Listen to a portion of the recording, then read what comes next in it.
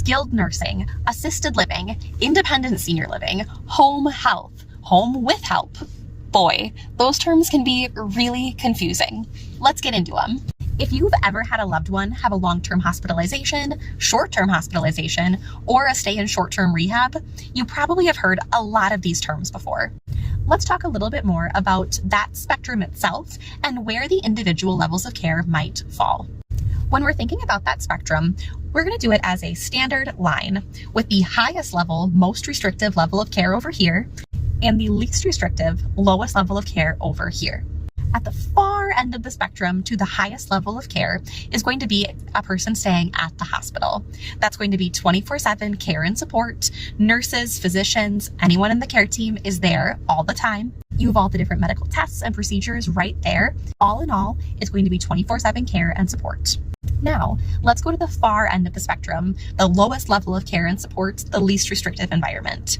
That is going to be at home with no supports. That means no family coming in, no caregivers coming in, not having Meals on Wheels or other types of meal services coming in, going to be at home by yourself, no support.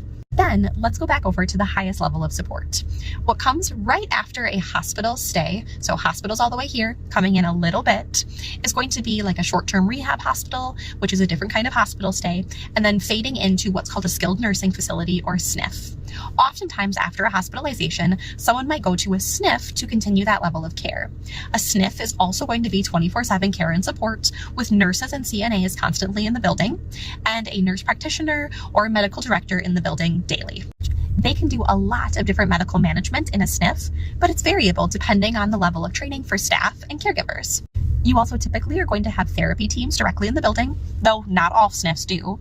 And that's going to be provided daily or usually up to 5 days a week. Sometimes that's variable, but that's typically what the therapy schedule looks like. 5 days a week for a Med A or someone coming in as a managed Med A. And then it goes down to about 2 to 3 days a week, typically for what's considered Med B or outpatient services. Let's back it up over to those lowest levels of care again.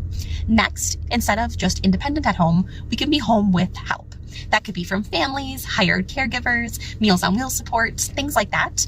And the level of support at home really varies based on how much support that is. So sometimes folks can be at home and have essentially 24/7 care. That's usually not the case though, and it's kind of here and there support depending on what's needed. Then we have this big old middle area that gets really confusing. So we'll cover that in a part 2.